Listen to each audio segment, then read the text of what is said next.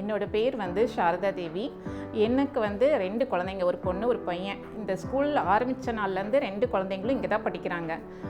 எதனால் நான் எங்கள் வீட்டு பக்கத்துலேயே நிறைய சிபிஎஸ்சி ஸ்கூல் இருக்குது. ஆனாலும் நான் இவ்வளோ தூரம், எனக்கு வந்து எங்கள் வீட்டுக்கும் இந்த ஸ்கூலுக்கும் ரொம்ப தூரம். ஆனாலும் நான் ஏன் இந்த ஸ்கூலை தேர்ந்தெடுத்தேன்னா 2 காரணம். ஒன்று வந்து பெர்ஃபெக்ஷன் அண்ட் கேரிங். ஏன்னா கரஸ்பாண்டன்ட் சாரும் சரி, இந்த மேனேஜ்மெண்ட்டு டீமும் சரி, எங்கள் ஒவ்வொரு குழந்தைங்களையும் அவ்வளோ அழகாக கேர் பண்ணிப்பாங்க. அவ்வளோ அழகாக அவங்கக்கிட்ட என்ன திறமை இருக்கோ அதை வெளியே கொண்டு வருவாங்க. ஸோ அந்த திறமை மட்டும் வெளியே கொண்டு வர்றது அவங்களோட பொறுப்பு இல்லை. எந்த ஒரு குழந்தை தன்னோட திறமையில் ரொம்ப நேர்த்தியாக இருக்கோ அந்த குழந்தை வந்து டாப் மோஸ்ட் பெஸ்ட்டு ஸ்டூடெண்ட்டாக வெளியே வரும். ஸோ அதனால் இந்த ஸ்கூல் நான் தேர்ந்தெடுத்ததுக்கு ரொம்ப ரொம்ப முக்கியமான காரணம். 2வது காரணம் என்னன்னா, இந்த குழந்தைக்கிட்ட இந்த திறமை தான் இருக்குது அப்படிங்கிறது ஒரு பேரண்ட்டால் கூட சில சமயங்களில் வந்து வெளியே உணர முடியாது. ஸோ ஒவ்வொன்றையும் அவங்க முயற்சி பண்ணி அந்த டேலண்ட்டை அவங்க வெளியே கொண்டு வர்றாங்க. ஸோ அதில் ஒரு பெர்ஃபெக்ஷனை அவங்க கொண்டு வர்றாங்க. ஸோ அதனால தான் இந்த ஸ்கூலில் வந்து நிறைய ஸ்டூடெண்ட்ஸ் எல்லா ஆக்டிவிட்டீஸ்லேயும் அவங்க பெஸ்ட்டு பெர்ஃபார்மன்ஸ் அப்படிங்கிறது எல்லா குழந்தைங்கிட்டேருந்தும் வருது. ஸோ அது 2வது காரணம். அப்புறம் எப்படின்னா, என் குழந்தை வந்து படிப்பு மட்டும் முக்கியம் இல்லை, ஒரு ஒழுக்கம். அந்த ஒழுக்கம் வந்து அம்மா அப்பாவுக்கு அடுத்து கொடுக்கறது அப்படின்னா ஆசிரியர்களும் அந்த ஸ்கூலும் தான். ஸோ அதுக்காக நான் வந்து இந்த ஸ்கூலை வந்து நான் தேர்ந்தெடுத்தேன்.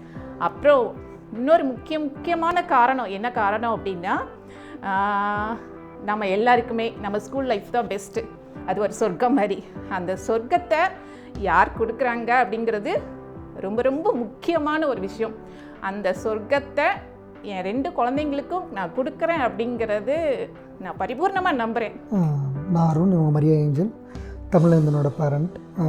அவர் வந்து இப்போது 3rd grade படிக்கிறாரு. நாங்கள் யூகேஜிலேருந்து வேல்ஸ் வித்யாலயில் தமிழேந்தன் படிக்கிறாரு. நாங்கள் ஜாயின் பண்ண வரும்போது எங்களுக்கு நிஷா மேம் கொடுத்த கமிட்மெண்ட் வந்து he will read at least 500 words within a short periodன்னு சொன்னாங்க. அது ஜஸ்ட் ஒரு கேன்வாசிங் ஸ்டேட்மெண்ட்டாக தான் எனக்கு தோணுச்சு. ஆனால் பிஃபோர் கம்ப்ளீட்டிங் ஃபஸ்ட் ஸ்டாண்டர்ட் அவர் வந்து ஒரு 1000 words, மினிமம் 1000 words கற்றுக்கிட்டார் அவர். அது வந்து ஸ்பெல்பின்னு ஒரு ப்ரோக்ராம் இங்கே வச்சுருக்கிறாங்க. ஸோ அது மூலிமா அவர் வந்து 1000 words கிட்ட கற்றுக்கிட்டாரு. ஆல் 4 லெவல்ஸ்லேயுமே தமிழ்வேந்தன் வந்து grade 1 அண்ட் grade 2ல் வந்து டாப் ஸ்கோரராக இருந்திருக்காங்க. அது வந்து after school Kanishma ma'am, Chinnathai ma'am, Vaijayanthi ma'am, Karthika ma'am, இவங்க 4 பேருமே வந்து ஸ்பெல்பி ப்ரோக்ராமுக்கு அவருக்கு ஹெல்ப் பண்ணியிருக்காங்க, சப்போர்ட் பண்ணியிருக்காங்க. அதனால் 4 லெவல்ஸ்லேயுமே வந்து 2 grade 1 அண்ட் 2ல் வந்து தமிழ்வேந்தன் டாப் ஸ்கோரராக பர்ஃபார்ம் பண்ண முடிஞ்சிச்சு.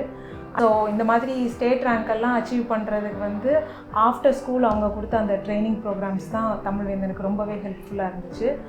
காம்படிட்டிவ் எக்ஸாம்ஸ்லாம் தமிழ்வேந்தன் ரொம்ப நல்லா பர்ஃபார்ம் பண்ணால் கூட ஆன் ஸ்டேஜ் எப்போவுமே ஒரு ஃபியர் இருக்கும். ஒரு அசம்பிளியில் ஒரு திருக்குறள் சொல்கிறதுக்கு கூட அவர் ரொம்ப திக்கி திணறி சொல்லுவார். ஆனால் தமிழம்மா மகாலட்சுமி மேம் வந்து லாஸ்ட் இயர் நடந்த வள்ளல் பாண்டித்துரை நினைவு பேச்சு போட்டிக்கு தமிழ்வேந்தனை மதுரை கூட்டிகிட்டு போய் அறம் செய்ய விரும்பு அப்படிங்கிற தலைப்பில் வந்து அவரை பேச்சு போட்டிக்கு பேச வச்சாங்க. ஸோ அதில் அவருக்கு அந்த ஸ்டேஜ் ஃபியர் கொஞ்சம் கம்மியாச்சு. அதே மாதிரி last year as a head பாய் தமிழ்வேந்தன் வந்து வெல்கம் ஸ்பீச் கொடுக்க வேண்டியிருந்துச்சு கேஜி டேயில். அப்போவும் நிறையா ஸ்டாமரிங் இருந்துச்சு. ஆனால் கண்டினியூஸாக 10 days அவனுக்கு வந்து கோகிலா மேம், இன்னும் ஹையர் செகண்டரி மேம்ஸ் எல்லாம் சேர்ந்து தமிழ்வேந்தனுக்கு ப்ராக்டிஸ் கொடுத்தாங்க. ரொம்ப எக்ஸலண்ட்டாக அந்த வெல்கம் ஸ்பீச் தமிழ்வேந்தனால் டெலிவர் பண்ண முடிஞ்சிச்சு. ஒரு திருக்குறள் கூட அசம்பிளியில் சொல்ல முடியாத ஒரு பையனை வெல்கம் ஸ்பீச் அவ்வளோ அழகாக டெலிவர் பண்ண வச்சது வந்து எங்களுக்கு ரொம்பவே ஆச்சரியமாக இருந்துச்சு. தமிழ் இலக்கிய உலாக்கு வந்து தமிழ்வேந்தனை வந்து அந்த அவார்ட்ஸுக்கு நாமினேட் பண்ணியிருந்தாங்க. அதிலிருந்து அவருக்கு சிறந்த மாணவருக்கான விருது, சிறந்த பெற்றோருக்கான விருது தமிழ் இலக்கிய உலாலேருந்து எங்களுக்கு கிடைச்சது. அது ரொம்பவே எங்களுக்கு பெருமைக்குரிய விஷயமா இருக்குது. ஸோ தமிழ்வேந்தனை நினச்சி எங்களோட கனவு வந்து வேல்ஸ் வித்யாலயா மூலமாக நிறைவேறது வந்து எங்களுக்கு ரொம்ப சந்தோஷமாக இருக்குது. என்னோடய பேர் கனகமுருகலட்சுமி. எனது 2 குழந்தைகள் கார்த்திகா 9th C இங்கே படிக்கிறாங்க. அதே மாதிரி பாலசிவானி 7th C இங்கே படிக்கிறாங்க. 2 பேருமே 2017 இந்த ஸ்கூல் முதல்ல ஸ்டார்ட் பண்ணுறப்ப இங்கே சேர்ந்தாங்க. அப்போயிலேருந்து இப்போ வரைக்கும் நல்ல ஒரு கல்வி தகுதியோடு அங்கே படிச்சிட்ருக்காங்க. அகாடமிக் இயரில் நல்ல ஒரு அச்சீவ்மெண்ட் கொடுக்குறாங்க. பெரிய மகள் கார்த்திகா அவங்க ஸ்பெல்பியில் கோல்டு மெடல் வாங்கியிருந்தாங்க. இனிஷியலாக அவங்களுக்கு இந்த ஒரு இன்ட்ரெஸ்ட்டு ஸ்பெல்பியில் இருக்கிறப்ப ஸ்கூலே அவங்களுக்கு ஒரு ஸ்பான்சர், அடுத்த லெவல் போகிறதுக்கு ஸ்பான்சர் கொடுத்து அவங்கள இன்னும் பெஸ்ட்டாக ஸ்பெல்பியில் பெர்ஃபார்ம் பண்ண வச்சாங்க. அதே மாதிரியே பாலசிவானி அவங்களும் 2017 யூகேஜியில் இங்கே ஸ்டார்ட் பண்ண அவங்களுடைய எஜுகேஷன் இப்போ வரைக்கும் நல்ல ஒரு சாட்டிஸ்ஃபேக்ஷனில் போயிட்டுருக்கு. அவங்களும் ஒவ்வொரு வருஷமும் அவங்க அகாடமிக்கில் அவங்க எடுக்கிற ஸ்கோர் நல்ல ஒரு இம்ப்ரூவ்மெண்ட். என்னோடய குழந்தைகளும் ஹாப்பியாக இருக்காங்க, நாங்களும் ஹாப்பியாக இருக்கோம். அவங்களுடைய இந்த க்ரோத்து அவங்களுக்கு உண்மையிலுமே செல்ஃப் கான்ஃபிடென்ஸ் கொடுக்குது. எதுவுமே ரெஸ்ட்ரிக்ஷன்ஸ் இல்லாமல் அவங்க அகடமிக் ஆக்டிவிட்டீஸில் பார்ட்டிசிபேட் பண்ணுறாங்க. I am so happy that என்னோடய குழந்தைங்க 2 பேரும் இந்த வேல்ஸில் படிக்கிறதுன்றது. திருக்குறள் சொல்ல ஆசைப்படுகிறேன். குறள் கல்வி அதிகாரம். ஒற்றைக்கண் தான் கற்ற கல்வி ஒருவருக்கு எளிமையும் ஏமாப்பு உடைத்து. விளக்கம்: ஒரு பிறவியில் தாம் கற்ற கல்வி ஒருவருக்கு தொடர்ந்து வரும் 7 பிறவியிலும் அவனை பாதுகாப்பாக வைக்கும் சிறப்புடையது என்ற திருவள்ளுவரின் கூற்றுக்கு இணங்க அத்தகைய கல்வியை அள்ளித்தரும் இக்கல்வி நிலையத்தை மனமாற பாராட்டுகிறேன். என்னோடய பேர் தமிழ்மணி. அஸ்வின் அன்பு, சிவானி என்னோடய பசங்க 2 பேரும் வேல்ஸ் வித்யாலயாவில் படிக்கிறாங்க. நல்ல மோட்டிவேஷன் கொடுக்குறாங்க. மெயினாக பசங்களுக்கு ஸ்டடீஸ் மட்டும் இல்லாமல் எல்லா ஆக்டிவிட்டிக்கும் இம்பார்ட்டன்ட் கொடுக்குறாங்க. என்னோடய பசங்க ஸ்போர்ட்ஸ் ரொம்பவே இன்ட்ரெஸ்ட்டாக உள்ளவங்க. ஸ்போர்ட்ஸுக்குங்கிறப்போ காலையிலையும் ப்ராக்டிஸ் கொடுக்காங்க, சாயந்தரமும் 1.5 மணி நேரம் ப்ராக்டிஸ் கொடுக்காங்க. இது இங்கே ப்ராக்டிஸ் கொடுக்கலங்கிறப்போ நம்ம வெளியில் போய் அலைஞ்சிட்டு இருக்க வேண்டியதாக இருக்கும். அதெல்லாம் இல்லாமல் இங்கேயே நல்லா பெஸ்ட்டாக இருக்குது.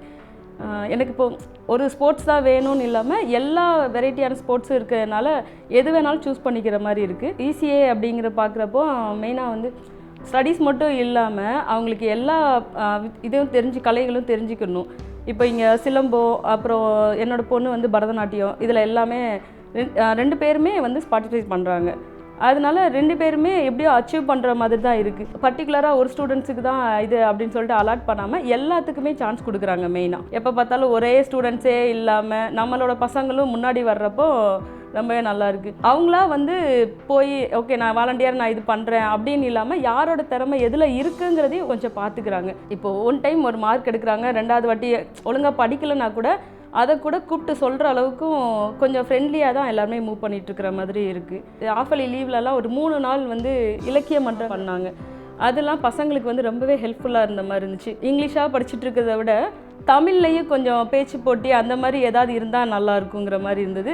கரெக்டாக அந்த நேரத்தில் வச்சாங்க. என்னோடய பசங்க 2 பேருமே கலந்துக்கிட்டாங்க. அதில் கொஞ்சம் தமிழ் நல்லா ரீட் பண்ண மெயினாக கற்றுக்கிட்டாங்க. அது போக முன்னாடி ஸ்டேஜில் போய் அதை அவங்க சொல்கிற மாதிரி ஒரு காம்படிஷன் மாதிரி வச்சுருந்தாங்க. அதில் சொல்லி அவங்க வின் பண்ணுறப்போ ஓகே நம்மளோட பசங்க வெறும்லே இங்கிலீஷ் மட்டும் படிக்கிறாமல் தமிழுக்கும் இம்பார்ட்டன்ட் கொடுத்து படிக்கிற அளவுக்கு இப்போ நான் சொன்னால் அவங்க படிப்பாங்களாங்கிறது தெரியாது. இதே ஸ்கூலில் ஒரு மோட்டிவேட் பண்ணி அவங்கள என்கரேஜ் பண்ணுறப்ப தான் அவங்களுக்கு கூட கொஞ்சம் அதில் இன்ட்ரெஸ்ட் எடுத்து நல்லாவே பண்ணுற மாதிரி இருந்துச்சு. எந்த ஸ்கூலில் நடந்தாலும் சரி, காலேஜில் நடந்தாலும் சரி, அந்த சர்க்குலர் கரெக்டாக இங்கே கொடுக்குறது மட்டும் இல்லாமல் நீங்களா போய் பார்ட்டிசிபேட் பண்ணிக்கோங்க அப்படின்னு சொல்லாமல் இங்கேயே இவங்க கேரி பண்ணி மெயினாக எல்லாத்தையும் அழகாக கூட்டிகிட்டு போயிட்டு இது பண்ணவும் செய்கிறாங்க. எல்லா இடத்துலையுமே கலந்துக்க வைக்கிறாங்க. அதுவே கொஞ்சம் நல்ல ஃபீலாக இருக்குது. ஸ்டாஃப்கிட்டையுமே நம்ம பேசுகிறப்போ ஸ்டாஃப் அப்படின்னு சொல்லி அந்த மாதிரி பயம் இல்லாமல் கொஞ்சம் ஃப்ரெண்ட்லியாக பேசுகிறதுக்கு ஒரு ஸ்பேஸ் கொடுக்குற மாதிரி இருக்குது. பொண்ணுலாம் 2nd ஸ்டாண்டர்ட் படிக்கிறப்போ ஸ்கூலில் சேர்ந்தான். அப்போ ஒழுங்காக தண்ணி குடிக்க மாட்டா, சாப்பிட மாட்டா. அதெல்லாம் நான் சார்கிட்ட சொல்கிறப்போ கொஞ்சம் உடனே அவங்க எக்ஸ்ட்ரா கேர் எடுத்து பார்க்குற மாதிரி இருந்துச்சு. என் பசங்க மட்டும் இல்லாமல் எல்லா பசங்களையுமே கரெக்டாக தண்ணி குடிச்சிங்களா, சாப்பிட்டீங்களா அப்படின்னு செக் பண்ணுற மாதிரி விஷயங்கள்லாம் கொஞ்சம் நல்லா கேரிங்காக பார்த்துக்கிட்ட மாதிரி இருந்தது. ஸ்போர்ட்ஸுக்கு ரொம்பவே இம்பார்ட்டன்ட் கொடுக்குறாங்க. வெறுமனே இம்பார்ட்டன்ட் கொடுக்காம அழகாக கூட்டிகிட்டு போயிட்டு அவங்கள பாதுகாப்பாக கூட்டிகிட்டு வராங்க. இல்லை நாங்கள் பேரண்ட்ஸ் தான் அலைய வேண்டியிருக்குமோ, அப்போ இப்போ நான் ஒர்க் பண்ணுற மாதிரி இருந்தால் ஒரு நாள் லீவ் போட வேண்டியிருக்குமோ, அந்த பிரச்சனைலாம் இல்லாமல் இருக்குது. அதுபோக என்சிசி, ஸ்கவுட்டு இதில் எல்லாத்துலேயுமே என்னோட 2 பசங்களுமே ஓரளவு கலந்துக்கிறாங்க.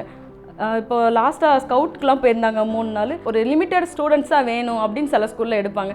இங்கே அப்படிலாம் இல்லை, 4 பஸ்ஸுக்கிட்ட ஏதோ போன மாதிரி இருந்தது. எத்தனை பேர் வந்தாலும் அவங்கள அக்செப்ட் பண்ணிக்கிறாங்க. மெயினாக பேரண்ட்ஸுக்கு அதுதான் மெயினாக தேவையே. என்னோடய பசங்களுக்கு ரொம்பவே நிறைய ஆப்பர்ச்சுனிட்டி கொடுத்ததுக்காக தேங்க்ஸ் டு வேல்ஸ் வித்யாலயா.